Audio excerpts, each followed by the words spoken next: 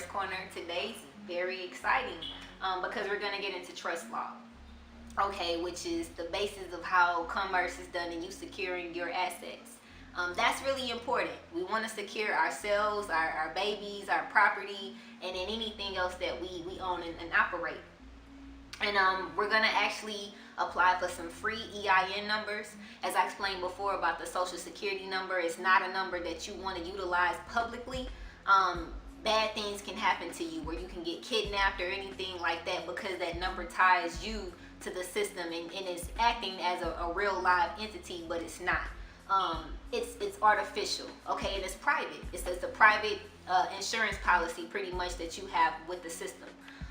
So with that being said, today we're going to bury the social. The first thing I want to go into is trust. What is a trust? Okay, we've heard this word before. There's a synonym for it and all of that.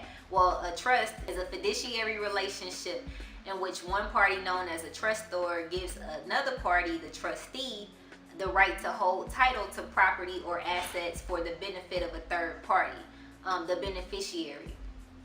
Okay, pretty much we're going to allegate the power of our assets and anything that we control and own to a private foreign trust, okay, that cannot be touched. And this is also going to make you tax exempt, which is exciting. I'm going to give you all a tax exemption number today.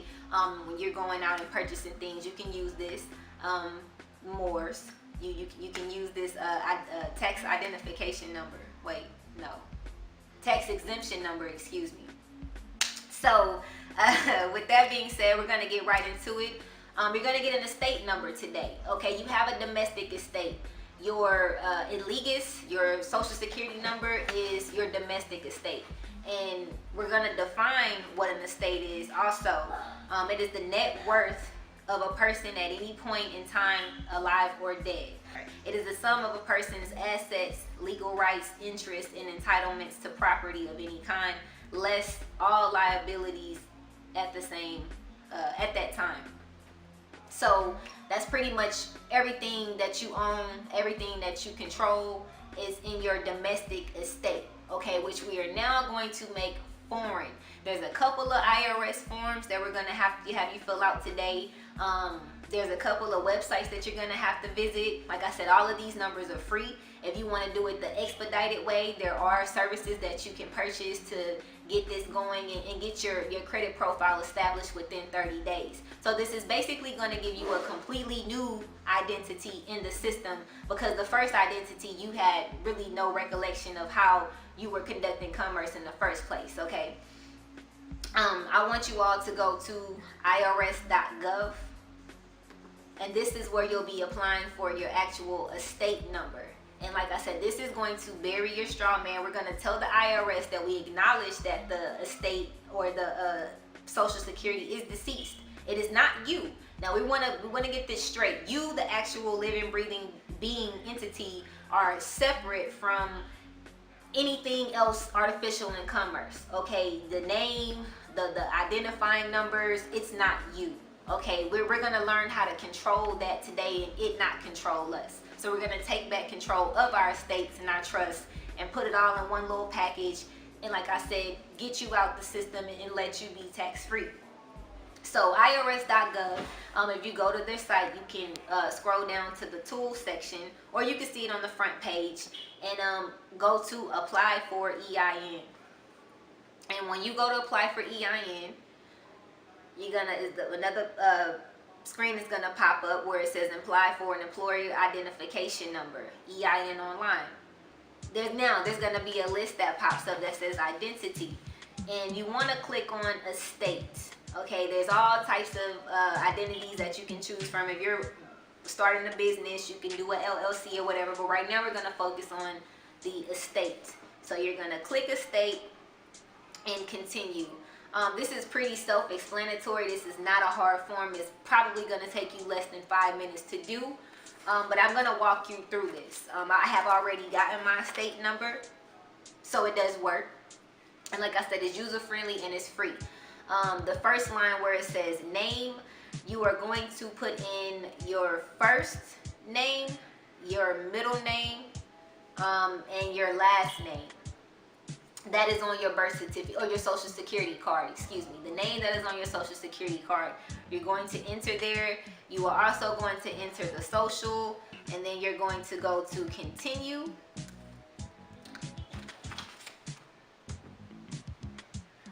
Okay, the next slide is going to be who are you, the executor. You are the executor name. Excuse me, you're going to enter your social security one more time as the executor, and the executor name, and please listen up carefully for this part, is going to be your first, your middle, that's on your social security card, and then the last name is going to be family of whatever your last name is. Okay, family of whatever your last name is. Enter your social security one more time. That'll be the last time you enter. So you're going to enter your social 3 times in this form. And as you can see, it says, tell us about the deceased person, because this entity is in fact deceased. This is not you as a live breathing person. A live breathing person, you could be John Cousteau off the street. Nobody knows, nobody cares, it's none of their business. Okay, but when you're in the system and doing business, we gotta get this right. Okay, the next line, where the entity died, so the county will be where you were born, the county that the number was created in. So wherever you were born and got your social security from, that's where you would put the county where it died. The date would be your birth date. They won't let you put your actual, date that you were born, the year that you were born. So you can put 2017, your birthday 2017. That's what I did. And that's pretty much it for applying for the EIN. What you want to do after that, they're going to immediately give you an EIN. It's going to be a little IRS paper, looks like this, and it'll have your EIN on it. Okay, so after you acquire your free EIN that you just got instantly, you can print out the paper and keep it for your records. The next step would be apply for a Dun & Bradstreet number. Dun & Bradstreet is a huge company that pretty much keeps track of a lot of different businesses. And they issue out Dun numbers, which is, it acts as a social security number. So you can go to dunandbradstreet.com, DNB.com, and apply for a free Dun number. Okay, this is simple, easy. Like I said, this is going to take you maybe 5 minutes to do. It's going to take about, at the longest they say 30 days, but there's been cases where it's come in a couple of weeks. Like I said, there is a faster way to expedite this process. They have services that you can purchase. If that works for you, cool. But basically, you're going to apply for a Dun number. That is your new social security number. So anytime that you apply for a credit card, phone bill, light bill, whatever that you're purchasing, and they ask for your social, you would give them this Dun number. Okay, that will be your new identifying number, your new social in the system. Like I said, that is a completely different identity from your social. Now, I do want to say this.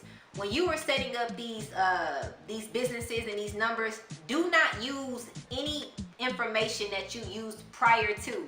Any addresses that was associated with your social security number, don't use any of those addresses. Use new addresses, okay? New address, new information, so that the credit profiles do not become merged. And like I said, this way you have a clean slate. Okay, you can build your credit. There's different ways to build your credit. Like you can. Okay, before I get into that, after you receive your Dun number, you would apply for a credit card soon after, right after. That way, it is gonna start to establish a credit profile. That is just another way to do commerce, to do business, and to build your credit profile. So that's step number 1. After this, we're going to go into a 8832 form that you're going to have to file and send into the IRS. So we're going to send in a couple of forms to the IRS because we want to make this entity that you just created foreign, okay, exempt from taxes, okay, which is really huge. So recap of what we just did. We went to the IRS.gov. We got our free EIN. Like I said, executor, you're going to enter your social 3 times. You're going to enter your name twice. The second time that you put your name is going to be family of your last name, birth date with this year or whatever year you want to use, and the county is the county where it was created. That is the overview of that.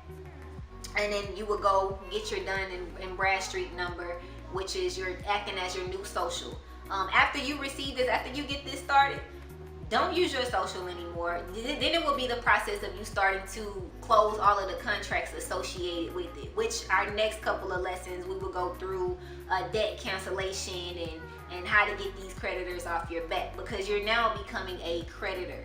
Okay, we're getting out of debt, being a debtor, you know, and I want to point out something in the Lord's Prayer, you know, forgive us for our debts and debtors. Like, I never knew what that meant, but this is what it is, people. We got to go from public to private. You know, we have to go from being a debtor to a creditor, and redeeming yourself. Okay, in the biblical sense, it's all about commerce. Okay, it's a book of code, all about commerce. So that is your domestic trust. Now, the next thing that you're gonna have to do is get a 98 EIN number, which is a trust number for your domestic estate. So we're gonna take you on a journey here. Now we have the EIN. After you get the EIN, you can go apply for a 98 EIN, which is gonna take your domestic EIN and put it in your foreign one. Okay, that's gonna make you tax exempt. You're gonna send off a couple of forms to the IRS, and they know exactly what's going on. I'm going to show you how to acquire a foreign identifying number for your domestic estate. So we're gonna put your estate in a foreign trust. Okay, and then we're gonna put that living trust inside of a trust that has absolutely nothing to do with the United States as a whole. That one is a private trust that is completely separated. So estate, domestic estate, foreign trust. Okay, that foreign trust of that estate is going into another foreign trust. And I know this is crazy, but believe me, in 10 years, you'll be excited that you did this, okay? Hey, I want to pull this up because I'm all about the facts. I'm not just saying this because it sounds good. I want to take y'all to the irs.gov where it actually has this information in it. And if you have any questions about commerce, you can always refer to the manual. Okay, they have a whole book of code that they go by, and they tell you exactly what you need to do to acquire certain things. So if you would go to Google and type in 21.7.13.2.4. 21.7.13.2.4. This is how the EIN is assigned. And we'll let that pull up real quick. And this is going to give you a list of the different EIN prefixes. Okay, and then if anyone has started a business, you know, you got a certain the first 2 numbers of your EIN started with 2 numbers. Okay, this is basically telling you what those prefixes mean. Now we want to scroll down and look at the little the grid or the chart that's there, and it says Philadelphia. Okay, you look at Philadelphia. Philly has what I keep calling a 98 number. Okay, that is a foreign number. Philadelphia is significant because it was the Moorish capital at one point. The capital of the United States, in all caps, the corporation is DC. Okay, that's their capital, that's their hub. The actual de jure, the Moors that were here conducting commerce beforehand, it was Philly, it was Philadelphia. So that's why the 98 number comes out of Philly for that purpose. We want to scroll down. It's the foreign entities, definitions, and instructions. Okay, this is the difference between a domestic trust and a foreign trust. And I keep using these terms because they're right here. They're right here in the irs.gov for you to see for yourself. So if anybody got lost, it's 21.7.13.3.2.7. This is the foreign entities, definitions, and instructions. There's a table or chart that's under number 4, the table. It shows the legal definitions of both domestic and foreign entities. And I'm going to tell you why you can get kidnapped and you can be in court and you have no power, or they take control of your estate. It says it right here. So we're going to get right into this. A domestic trust. Okay, the term domestic trust means a trust in which a court within the United States is able to exercise primary supervision over the administration of the trust, and one or more U.S. persons have the authority to control all substantial decisions of the trust. Okay, this is if you're domestic. This is what happens every day. This is why. This is why. It's telling you right here, the domestic trust. A foreign trust is, the term foreign trust means any trust other than a domestic trust described above. That's it. That's it. There's nobody exercising primary supervision over a foreign trust. It's out of their jurisdiction. Okay. Like I said, you have a domestic estate, and we're gonna put that inside of a foreign trust. We have domestic estate, any estate other than a foreign estate. What is a foreign estate? The term foreign estate means an estate, the income of which from sources outside the United States, which is not effectively connected with the conduct of a trade or business within the U.S. I want to make something clear. These terms, when it says the U.S. or the United States, that's not meaning the whole landmass, okay? That's not even meaning the states. That's really just talking about D.C., to be honest, okay? Because that's the heart of the corporation. That's where everything is conducted and comes out of, is D.C. So when you hear United States, people think, oh, it's a country, the country. No, it's not the country. It is a corporation, a business. So they're basically telling you here, you can refer to Title 26 of the U.S. Code. All of this stuff is in their codes, their uniform commercial codes, the USC. It's all there for you. So the question of why is it important to have a foreign trust or to operate as foreign, there you go. That is why. So that no one can pretty much take control over your life or your assets or anything that you control or you operate. Okay. And so, like I said, that's in the IRS.gov. So that was just the overview. The next step that we're gonna do is we're gonna get into this 9A identifying number for your domestic estate. Like I said, the best way to do this is to call, because it doesn't take long, and they're gonna let you know right off top. I mean, they're gonna give you the number on the spot, okay? And then you take that and then you put that in these certain IRS forms, which I'm gonna go through. So bear with me. A lot of information, but a lot of great information. And like I said, we're going straight to the source of where this stuff comes from. Okay, we're gonna get into how to acquire and what are the criteria to get a 9A prefix EIN. Now, the table that you were just looking at, on the IRS.gov site, number 5, right below it, actually tells you how you can get a 9A prefix identifying number. I'm gonna get into it.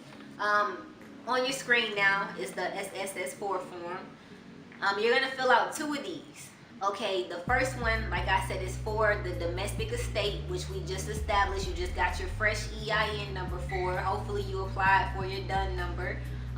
If you expedited your services, you probably get that in 5 days. You don't need the social or the DUN number right when you're doing this just yet, but do be proactive with that process. The SS4 line 1, we're going to get into it. It says the legal name of entity. That will be your last name, comma, first name, middle name. Line 2, number 2, the trade name of business. If it's different, then you will write your first name, middle name, last name, all caps, people. This is all caps. line 3, the executor, administrator, trustee. Now pay attention, because you're going to be using this language on your uniform commercial code. You're going to be using this language on your UCC, your non-UCC, excuse me. You're going to do, you're going to write your last name, that's non-caps, like the way that you would, capital letter, lowercase, that you would signify a real person. Okay, this is your actual domestic trust that we're setting up here, and we're making it foreign. So this is how you become foreign. Okay, this is just a process, but this is a very important step. Your last name, comma, first name, capital letter, all lowercase. You're gonna write TR right after that for trust.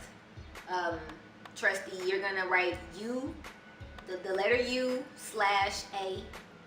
After that, United States of America. You don't have to write this in all caps. You can write this, like I said, capital letter, lowercase. DBA. So I'm going in the last name, comma, first name, TR, U / A, which is a separate. After that, United States of America, and then the capital letter D is separate, /B / A. Those are all caps. Those are capital letters. That's doing business as. Okay, which is very important. And then you're gonna write your allegiance in all caps. So your name in all caps, which signifies the corporation, the corp. That is the executor over your domestic estate. The next line will be the 4A. Line 4A is the mailing address. Care of address, you would do the letter C / the letter O. That stands for care of. And then you would put a domestic, a mailing address, wherever you want it mailed. Line 5A, we want to put a foreign address. So you can use any foreign address. It doesn't matter. This will pretty much be making you eligible to receive a 98 number. Your street address. Any foreign address you can use, no problem. Line 5B will be the country, zip code. Line 6 is the county and state where principal business is located. I actually put the county that the entity was created in. You can use the county for that that the entity was created in. Line 7A, the name of the responsible party. Make that your name signifying a real person. So your domestic estate name, you know, your capital letter, lowercase letters, last name, capital letter, lowercase letters. Okay. Line 7B. Now here it asks for the social security number, EIN, ITIN. You can utilize the EIN number that you got from the IRS. Okay, you can put that number there. That is pretty much putting the trust in the estate, together. Line 8C, line 8A, you don't have to answer that. It's not you put no. Line 8B, not applicable, unapplicable. Line 8C, no, you check no. Line 9A, you're gonna check other, and it's a foreign entity. Okay, this is making your domestic estate foreign. Like I said, this is just a step in the process, but it's very important if you don't want to pay taxes and be susceptible to certain things. Dealing with the corporation. Line 9B, none applicable. Line 10, you could put other and write W8 bin purposes only. Okay, and this is the W8 bin is to make you a foreign entity also. After that, you don't have to answer anything else. Sign the form. Well, really no, because you're gonna call this in. Okay, so what we just did was we filled out the SS4 form to create your foreign entity. Okay, that's going to go into your foreign trust that you can put in, you know, any name that you want to. I personally use my appellation. If you don't, you can use a family name, a tribe name, a ancestral name, whatever you want to do. Actually, the other SS4 form is to establish a foreign trust. So the one that we just went over is to make it a foreign entity. Okay, it's to move it into the foreign status, and you're going to incorporate that, solidify that, excuse me, with the W8 bin form. That's why at the bottom it says number 10, W8 purposes only.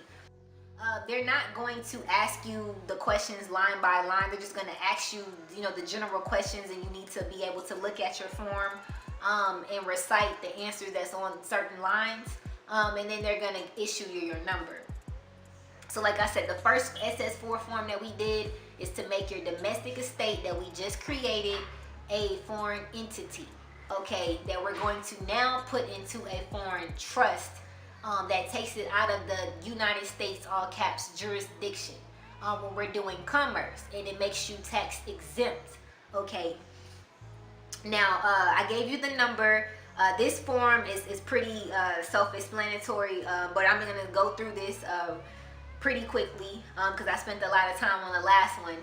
But basically, line 1, you will put, like I said, family of L, tribe of L, whatever you want to use, babe, whatever you want to name your foreign trust, name it. It could be anything, whatever you want to name it. You're going to put that name there, and you're going to put TR next to it. Okay, this is important. Line 1, your appellation, TR goes next to it. Line 2, if there's anything different than line 1, you can put it there. I didn't put anything in line 2. Line 3, it will be the same name that you used in line 1, but you're going to put TTEE. That is the trustee. So if you have a different trustee that you want to put there, use that name or whoever that entity is. I personally, like I said, I use the same as line 1. Line 1 TR, line 3 TTEE. Okay, and they're gonna ask you this, so this is important. Line 4A, it's an NKiru address. Okay, C/O, and you can put a domestic address there. Like I said, with the zip code, brackets. Line 5A and 5B is very important. Line 5B and 5A is the foreign address that's actually going to give you basically the criteria, the proper criteria to put you into the 9/8 status. Okay, I used somewhere in Jamaica. You can use Taiwan, wherever. Anywhere in the world you want to use, put it there. Line 6A is non-applicable. Line 6 is non-applicable. Line 7A, the name of the responsible party. So I personally use my appellation. If you wanted to use any other name, you could. It doesn't matter. This is a foreign trust. Okay, that's, like I said, it's not operated inside of the United States, all caps. So 7A, I use my appellation. 7B, non-applicable, because you don't have an EIN. You're wanting to get one, so you don't put any identifying number in line 7B because you don't have one yet. Okay, 8A,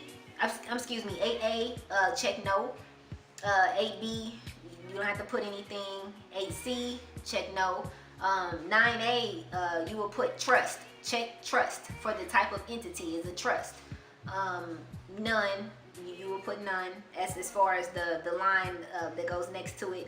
Line 9B, all of that is non-applicable. Line 10, the reason for applying, it is created, you just created a trust.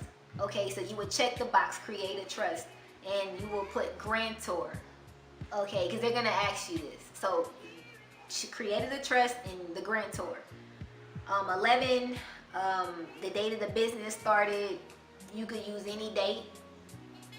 Okay, I personally used, my date of birth and the year that I created this, which wasn't this year.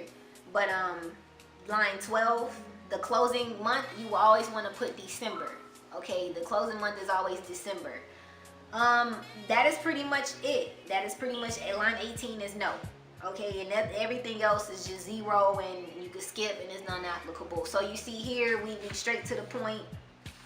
as far as creating a foreign trust. Like I said, in 5 minutes, they're going to issue you this 98 number. What you want to do is make sure you write it down on this form that you printed out and put it in the EIN slot at the top of the form. So you'll always have and remember it. Because they're not going to send you anything associated with the 98 number. I still haven't received anything. So don't hold your breath for that one. But that's pretty much it as far as the 2 forms go. Like I said, one of them is for W8 bin, is to put you in the foreign status and take you out of the domestic estate realm, okay, where you don't have any control over your estate. And the second one is, the second 98 EIN is for your actual trust. So there's a differentiation between these 2 numbers, okay. One is a trust, one is an estate that you're now making foreign. And now we're gonna go to the 8832 form and the W8 bin. So we've been talking a lot about this W8 bin. The 8832 is basically a form that's gonna establish the fiduciary relationship between your estate and your trust. Okay, the putting the domestic estate into the foreign trust, which we created a form, made it a foreign entity that we're now going to move over to the foreign trust. So that is the 8832 form, and the W8 bin, like I said, just lets the IRS know that you're tax exempt. So we're going to pull that form up on the screen right now. Is the W8 bin form. Let me find it in my notes so we can go through this. Okay. So we're gonna get right into this form. It's not hard to fill out. It's really self-explanatory. I'm gonna go through line by line. Part 1, where it says identification of beneficial owner. Now, the way that you wrote your name in the SS4 form, the first SS4 form, when we had the last name come a first name TR, which means trust, under agreement, excuse me, with the United States of America, and the DBA, and then the all caps and legas. That's gonna be line 1 of the W8 bin, okay, because that's the actual trust, the living trust now. That's what you're gonna put in line 1. Line 2, the country of citizenship, you will put the United States of America. Line 3, we're gonna put the actual address where your birth certificate came from. So wherever the vital statistics office is, that the health and human services is in your city, wherever the entity was created, that is the address that you're going to utilize and put there. City and town, you can put near and then put the zip code in brackets. Line 4 is the mailing address. You can put an NKiru address, a domestic NKiru address. The city or town, state, do the same thing.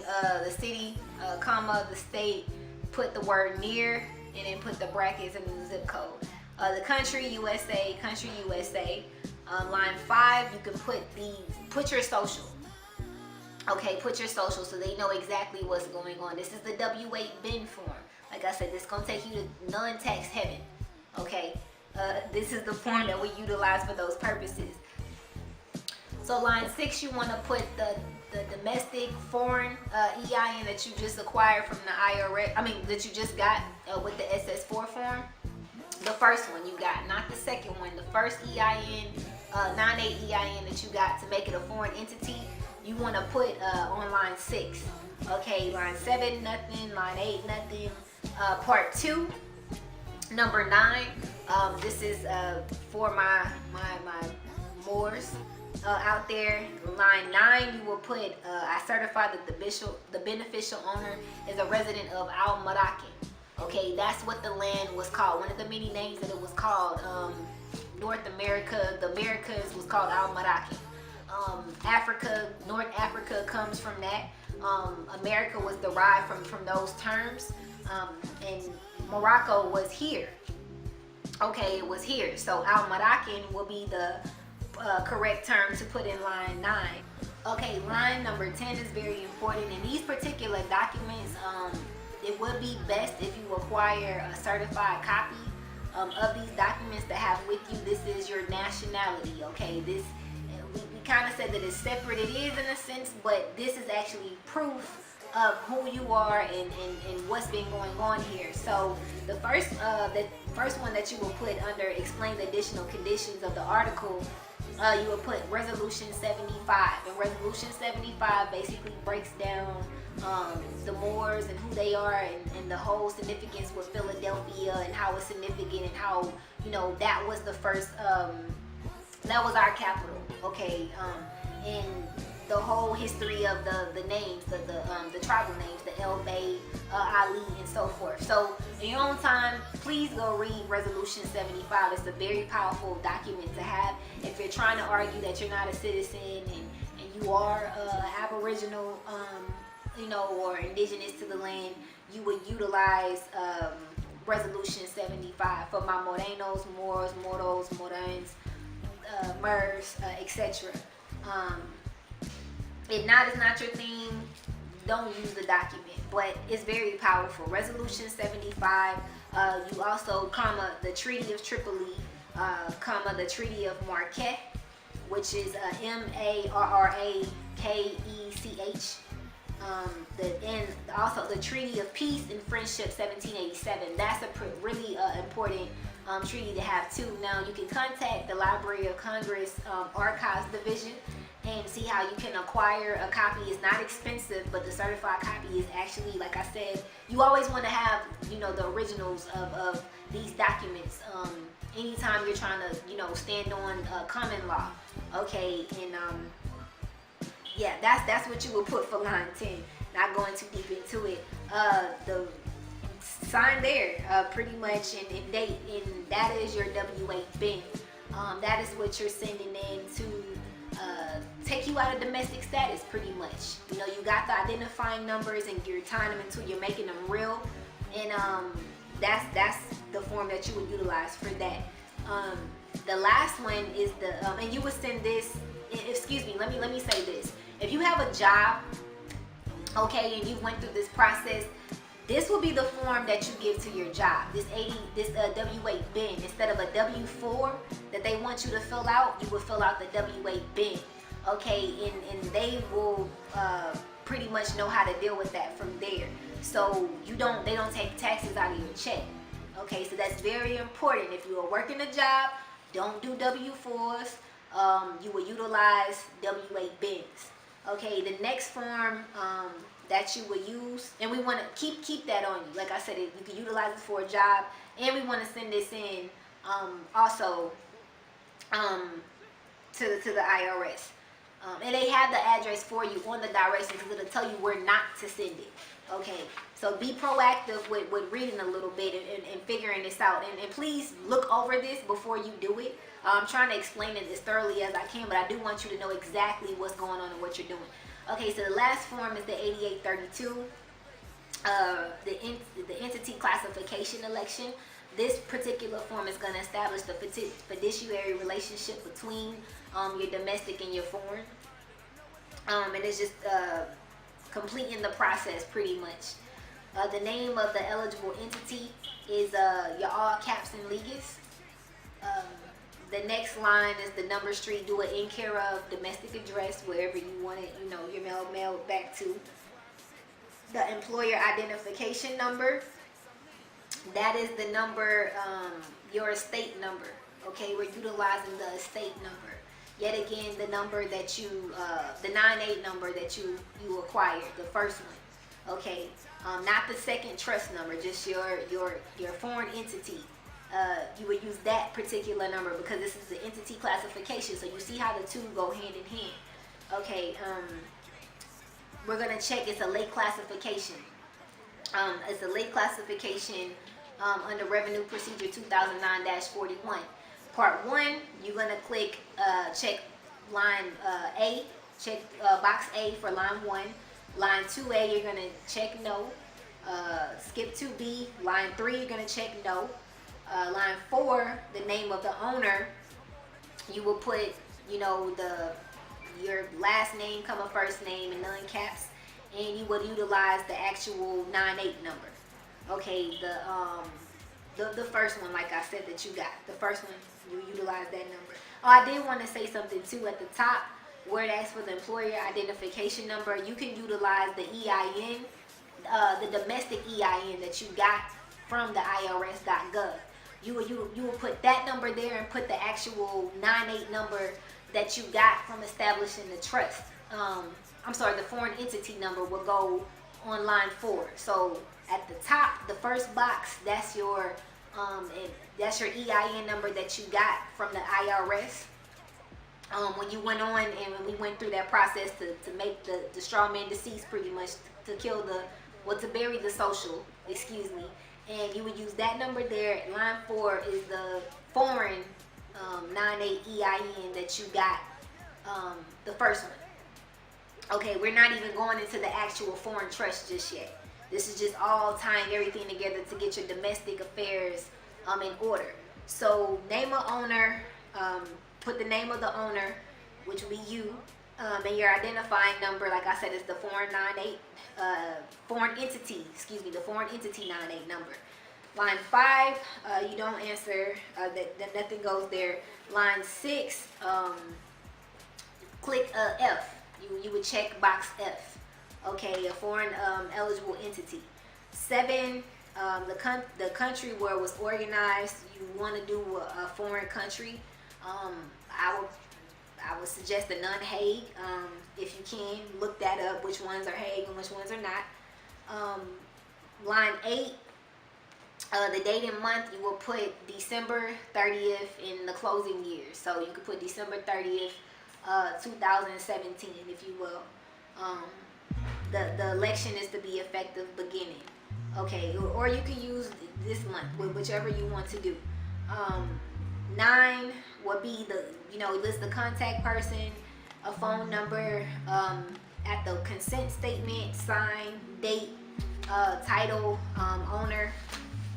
And line 11, part 2, the late election relief. They're gonna ask you why. Provide an explanation as to why I put late entry, didn't file on time. Simple. Okay, sign, date, and that is your 8832 form. And you're gonna send these 2 forms in. Like I said, which is this form in particular is going to establish the fiduciary relationship and take your domestic estate, which we've already made a foreign entity, take that foreign entity and move it into the foreign status, the tax exempt status that we are gonna put inside a foreign trust that you just got. And we have a template for living trust. We also have a template for the foreign big trust. We have a template for that as well, where you put all of this in there. And it's a private document. Okay, those are your private documents. So that was a lot to be said in lesson 3. It's a lot to do, and it's information, it's free information that's already on this, these websites.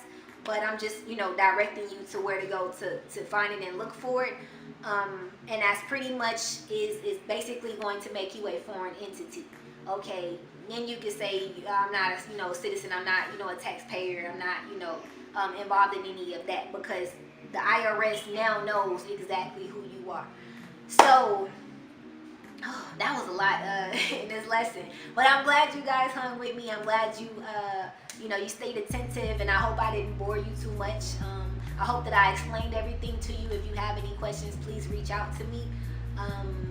Lesson 4 is, we're still going. We're going to get into the uniform commercial codes, and we're going to basically explain how to set those up and what they are and how powerful they are. And it's the non-UCC. Okay, and I'm going to go into why the UCC is ineffective. It tells you right inside of the UCC why it's ineffective. But that's for next lesson. I appreciate you guys. Like I said, if you have any questions, hit me back. Remember, the pen is always mightier than the sword. Okay, we make a lot of moves with these pens and these paperworks. We just put our energy into them and enchant them to do the things that we want them to do and live how we want to live. Wholeness to you all, and I'll see you next time.